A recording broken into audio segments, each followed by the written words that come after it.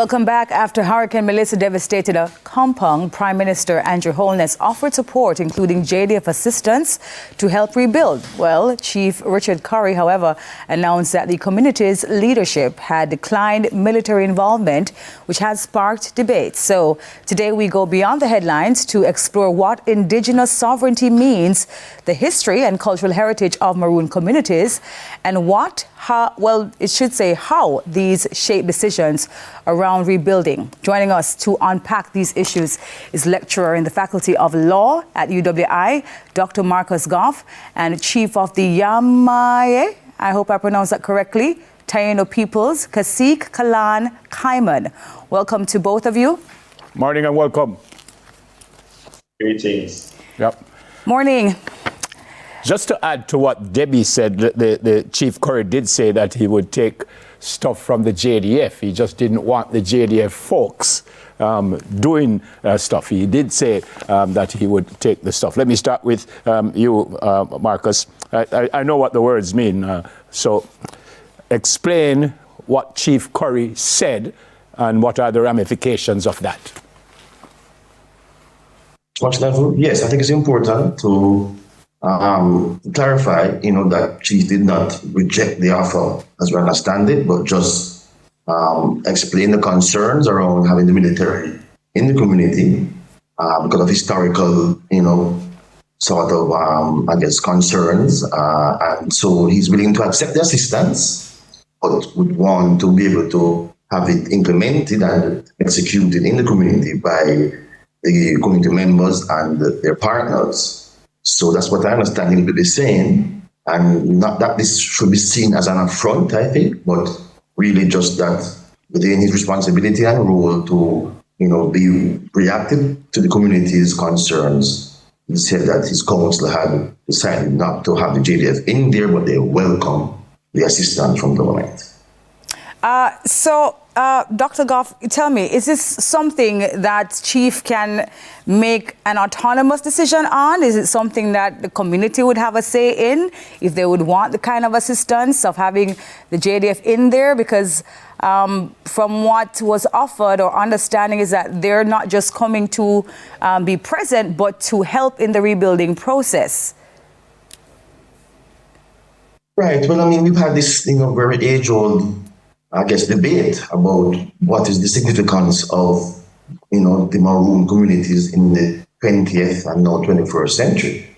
And that's really an ongoing unresolved issue, So the fact is that the Maroon communities have had their Indigenous traditional leaders and leadership for centuries in the institution of the colonel, chief of the community.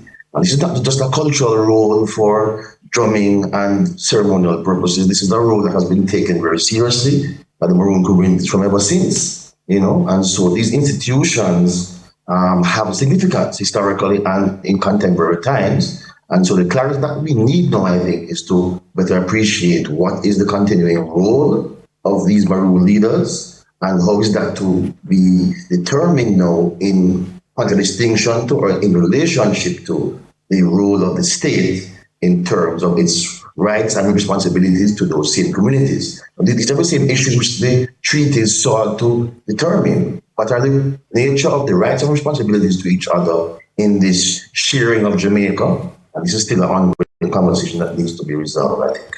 Yeah. Chief Kaiman, thanks again for being with us this morning. But what's the concern here if the chief says he's willing to accept the help, but I just don't want you doing it?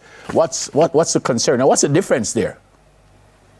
All right. So for Indigenous communities, I just want to clarify that the role of the leadership in protecting the community, it's not just, I don't want people to just look on the focus of militarization. We have similar issues when it comes to academics. We have similar issues on many folds, because what happens is a lot of times the due diligence that will need to be required when we have outsiders on a whole coming into the community, there's a lot of extractivism, there's extraction of information, there's no free, prior and informed consent, there is no benefit sharing. So as a result of that, there are normally protocols. I'm speaking in general. In how we interact, there are documentation, there are agreements that if you come in these spaces are sacred. There have been several examples of when people who represent authority would come into indigenous communities, not understand that some spaces are sacred spaces and why the community may feel offended when they go into certain spaces. They may see something that they think needs to be repaired or fixed, but it has always been that way and it should stay that way. So from my understanding of these scenarios in general, it normally starts with some dialogue. It normally sets with precedents being set on, what are the areas that people are allowed in. It's a process of education for outsiders coming into our community. So that is how I understand this issue that we have currently. All right, so Chief Carmen, thank you for that, because one of the things I never said earlier on about understanding what sovereignty means, and I think Dr. Goff, you can help me here, is what it actually means. For many Jamaicans, they may not understand why, it's on Jamaican land, and why is it that, the state can have a hand or, to suggest what actually happens there. Can you maybe go in further in terms of what this means?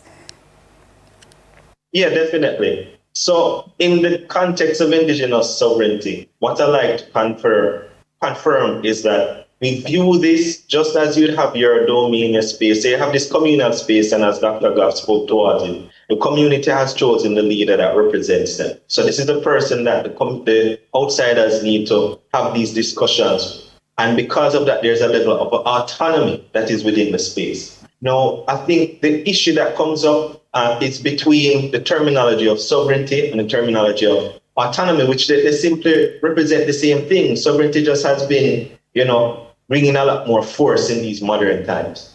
The community chooses its leader.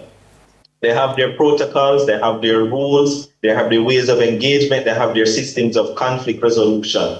And there is a risk, especially in this time when you have this hurricane, of losing this precious heritage and this way of being that has governed this community for centuries, that is anchored to their identity and their value system.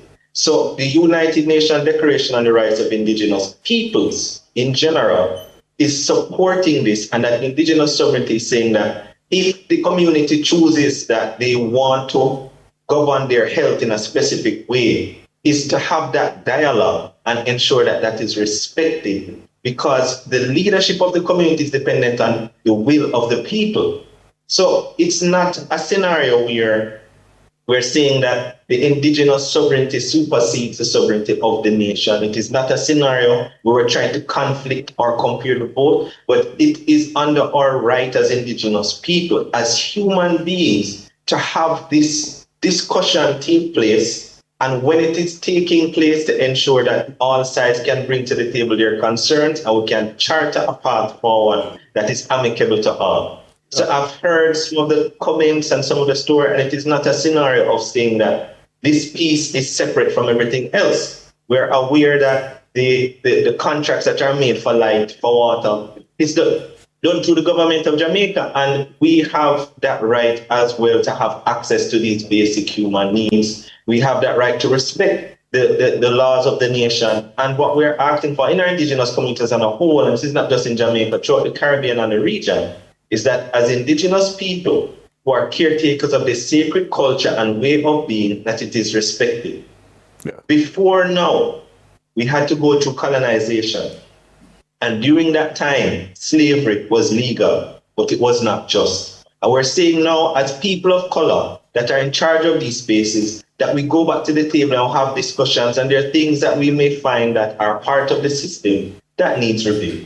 Yep. That's simply my view on the whole scenario. Yeah, excellent. Dr. Marcus, having said all of that, because after the discussion, I heard some utterances from our government to say, well, Hong Kong is part of Jamaica and we run the country. So having said that, and maybe that's not exactly what the Prime Minister said, don't get me wrong, can the government tell the chief and the Akompong people what to do? Or can the Akompong people say, you can't tell me what to do, as the chief just said?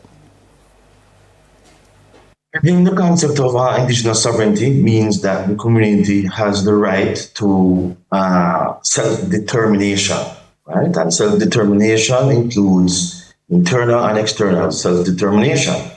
The majority of indigenous peoples around the world are not seeking external self-determination or don't seek to exercise it, but they certainly want to continue to exercise internal self-determination, which means the right to organize themselves internally, how they choose, freely, politically or non-politically, socially, culturally, etc., according to their own customs and traditions. So the converse for the government of Jamaica, for example, to now seek to disband Maroon identity and Maroon governance system that pre-exists Jamaica and to impose Jamaican law internally without a consultative process would be seen as an international human rights atrocity against the indigenous peoples of Jamaica. So the way forward really, as I've seen, I think Prime Minister and Chief Curry acknowledged this past few days, is for there to be a conversation around how we can secure, both from an internal and external point of view,